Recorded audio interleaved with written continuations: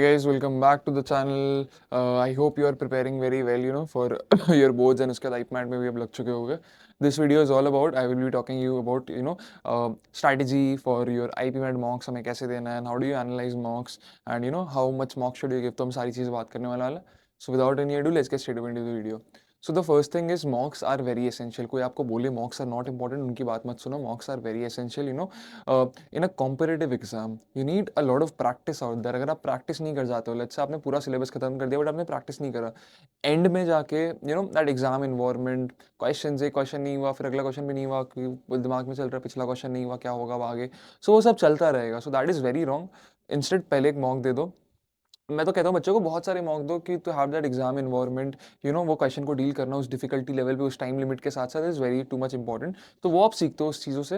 And मॉक्स give you actual play ground. आपको पता चलता है कौन आपके आसपास है, हु आर द कॉम्पिटिशन, आप कौन से एरिया में वीक हो, कौन से एरिया में स्ट्रॉन्ग हो. तो that is why mocks are important.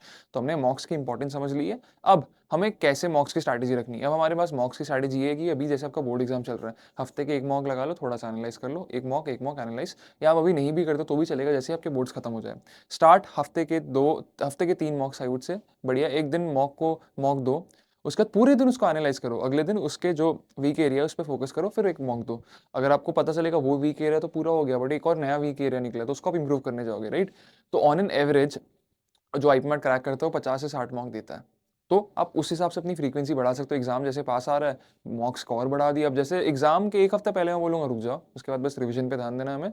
And मॉक्स आपको 2 एरियाज पता चलेंगे, एक स्ट्रॉन्ग एरिया और एक वीक एरिया. अब स्ट्रॉन्ग एरिया में हमें क्या करना है, स्ट्रॉन्ग एरिया ऑलरेडी आपका स्ट्रॉन्ग है, थोड़े बहुत क्वेश्चन और प्रैक्टिस कर लेना, but that is already strong, उसको ज़्यादा वो करने की जरूरत नहीं है. इंस्टेड आप स्ट्रॉन्ग एरियाज में थोड़ी थ्योरी बेस्ड पढ़ लिया आपने, वो सब कर लिया, ठीक है, स्ट्रॉन्ग में हो गया.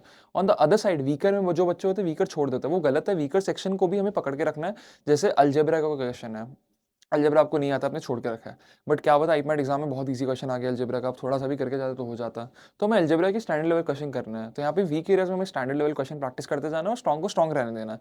तो this is how do strength और वीकनेसेस को कैसे हैंडल करना है. अब मॉक्स की बात करें तो मैं आपको बता दिया है, बहुत सारे मॉक्स होते हैं. मैं एडवाइस करता हूँ स्टूडेंट को सारे मॉक्स दो हर कोचिंग के.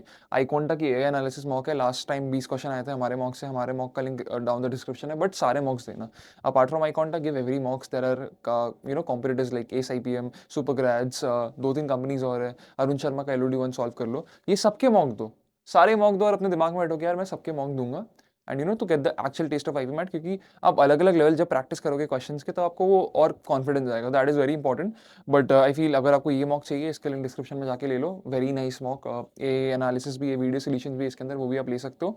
तो मॉक्स वो बहुत ज़्यादा इंपॉर्टेंट होता है, ठीक है. अब स्ट्रैटेजी की अगर हम बात करें, मैं ना जब मॉक सॉल्व करता था मैं 3 अटेम्प्ट स्ट्रैटेजी में रखता था, और मैंने टॉपर से भी बात करी, वो भी ये करता है. पहले अटेम्प्ट में जो क्वेश्चन आपको हो रहे हैं, इजी वाले क्वेश्चन सब आपने खत्म कर दिए. दूसरे अटेम्प्ट में जो आपको 80% आते हैं, 20% नहीं आते, वो वाले क्वेश्चन. अब थर्ड में जो बच गए हैं, आपको लग रहा है मैं रिस्क ले सकता हूँ, इसमें बाई चांस करेक्ट होता है, बाई चांस इन 2-3 क्वेश्चन आप अटेंड कर सकते हो. तो ये 3 राउंड की स्ट्रैटेजी होनी चाहिए जो आप कर सकते हो. एंड आपको अपना स्ट्रॉन्ग और वीक एरिया खुद आप मॉक देकर एनालाइज करोगे तो पता चलेगा. एंड मॉक्स का यही है कि एक तो मॉक्स देना और एक को एनालाइज करना. अगर आप देखते हो एक गड्ढा है, गड्ढे में आप गिर सकते हो या ऊपर से जा सकते हो, आप गड्ढे को अवॉइड करोगे या उसको पार करके जाओगे. That is something, right. तो that's how you should focus on attempting mock and giving mocks out there. So that was all from my side, and if you want to prepare for IPMAT, our live classes for our crash course is starting from 27th of March. Please enroll. This is the best bet you can give for your IPMAT preparation. Link description में. And if you want to give mocks, link description में जाके ले लो. AI based mock के last 20 questions भी आए थे, तो very credible as well. All the links are in the description. And if you have any feedbacks for me or any questions to ask, WhatsApp पे comment कर दो. WhatsApp का link भी description में, WhatsApp पे भी join करके पूछ सकते हो या comment कर दो comment box में. Thank you so much, and I'll see you on the other side.